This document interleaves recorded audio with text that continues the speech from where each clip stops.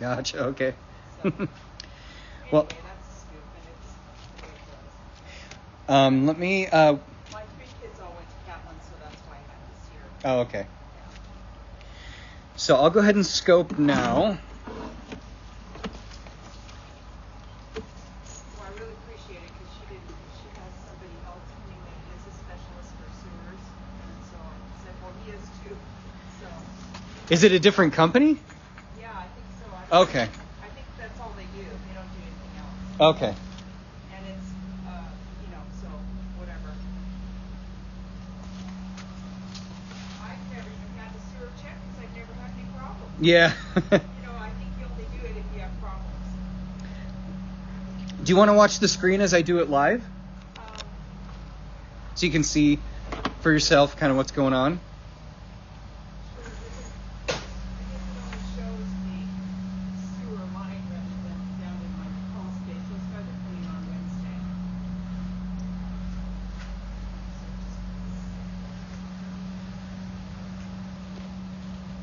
That way you don't have to do 2 things. So here's the screen for you.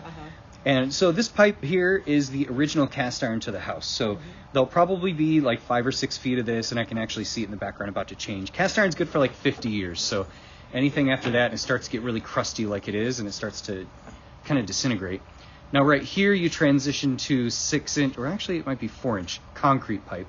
The concrete pipe, it's got 2 aspects. It's got cement that holds it all together, and then it has rocks. And the cement is pretty much worn away, and there's just rocks on the bottom. Now, concrete pipe is really prone to expanding and contracting, which is probably why there's the roots in it. So there's a huge separation / hole right there, and then the roots are right on the right side, right there. So those are roots, and they're holding onto some toilet paper. That's what that white blob is. And we typically see them coming in on the connections. So whenever the pipes connect, they fall apart and shear apart, and then roots get in. Roots only get into already broken pipe. They don't break their way in. The pipe breaks first, and then roots get in. So, yeah, let me see if I can jump this. Okay. So now we're going down a little bit steeper, and you can see this concrete here is pretty much just rocks. And then there's a big hole / separation right there, and then there's a crack in the pipe right there. It's a good idea you got this looked at. And then there's roots right there as well, growing into the pipe. And then I think your sewer line is fairly short. It looks like it's tying into the city sewer line. Yeah, everything's real short. Pretty short, yeah. So this is the end of it right here. And then that pipe is the city's pipe right there, but the city's is concrete as well, but there's roots kind of coming down at that connection here. Okay, resuming video. I'm going to continue to push through this concrete, and then so it is tying into something else there. I'm not sure.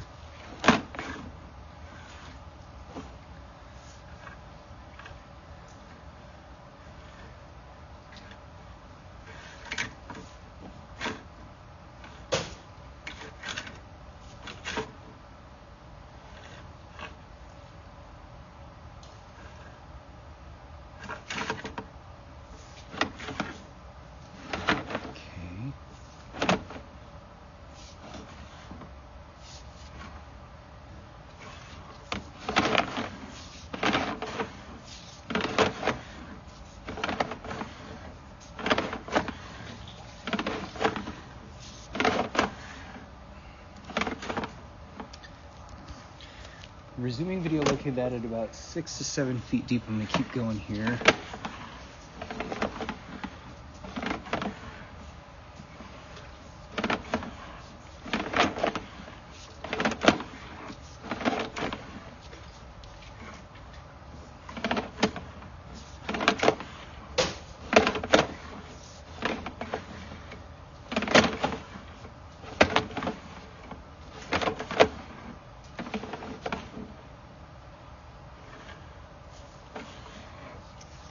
Oh, there we go. Okay. Okay, I can show you what I found now.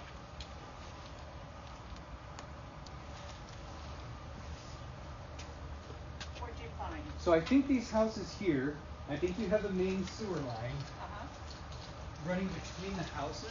I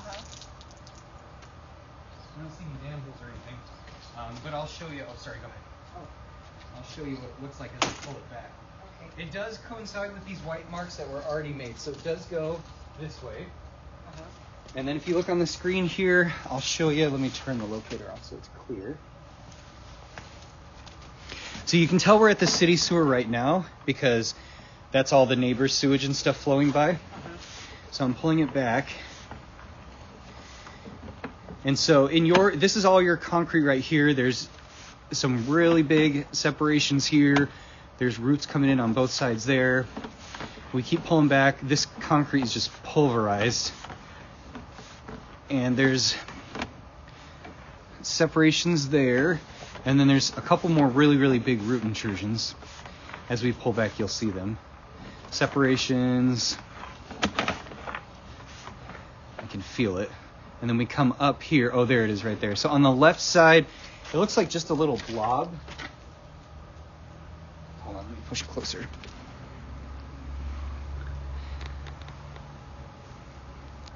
It's hard to see on there, but on my phone, it's on the left side right there. Mm-hmm. It's hard to see on here, but it's right there. It's like a blob of roots. And then as we continue to pull back here, you'll see more that are a lot more distinct. So how do you get rid of everything? Here's another big root intrusion right there. So for roots, since the pipe is already broken, you have to do a replacement. So you can do a couple different things. Now, right now you have good grade. So that means that your pipe isn't going up and down or anything like that. We're not going into sewage and coming out of sewage. There's no dips in your pipe. So you can get your pipe replaced in a non-invasive way, which means you don't have to trench the entire thing. You can do like you can dig one hole right here, and then you can dig one hole wherever it ties into the city, which I think might be on the neighbor's property or like right between. I'll see if I can locate it. You can pull a new pipe through. You can do that. That's called a burst because your old pipe just stays in the ground and breaks as you pull a new pipe through. You can do that, or you can do something called a liner. A liner is an epoxy-coated tube of felt fabric that you don't need to excavate for. You can shoot it right here through your cleanout. And that coats the inside of your pipe with like a 1/4 inch of new pipe, essentially. So it just adheres to the side of the pipe, and it's epoxy-coated, so it cures. And then once it's cured, it's rock hard. Before you do the liner, you do have to get the line descaled and the roots hydrojetted out so that the pipe is as flat and smooth as possible. And then you can do the liner. The liner, the only thing we need to know with the liner is that there needs to be another manhole somewhere over there where we can pull the liner through. With the burst, you actually dig the second hole. So there's some more roots right there. So something else connects to your main sewer line as it leaves the house. I'm not sure what it is. I think it might be old rain drains that are no longer in use. I think that might be what I was seeing. Right here, we got some more roots on either side. What do most people do? If you can't do the burst, they do the liner, because the liner can be, even though it requires less work, it can be more expensive just because of the nature of the materials. But most people do the burst because trenches are like double the cost. I would say a burst, depending on how deep it is at the city tie-in, is anywhere from like $12,000 to like, if it was in the middle of like a busy road or something, like $18,000 where you need like flaggers. This isn't the case. That's usually. A burst is where you dig the 2 holes and you pull the pipe through. Okay.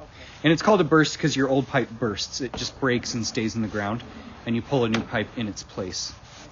So what I'm going to try and do, I'm going to push it back to the city tie-in and see if I can locate it, see if it's even on this side of the property so I can get depth, and then I'll be able to write you up options. Oh, yeah.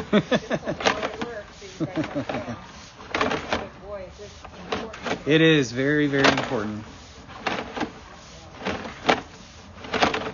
If it does happen to be on your neighbor's property, we've done this so many times in the past, you just have to get their permission and to dig on their property, and then we do it on there. And if it is on their property, they should know about it. Resuming video, I'm going to go ahead and pull the camera back now.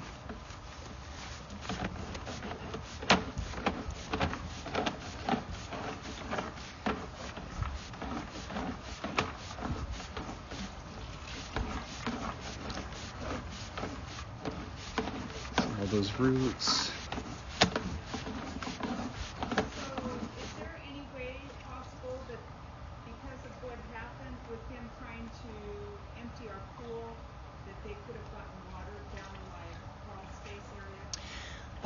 I mean, they could have, but if they put it down here, it should have just drained to the main sewer line. Yeah, I don't know for sure what happened because they didn't have rain up yet. Yeah. So I don't know. If for some reason the line was clogged and it backed up, then maybe it could have gotten into the crawl space, but... I mean, we don't have any people that have been more than 2 people always. Yeah. We've never had any issues. So, just my son and I live here. Yeah.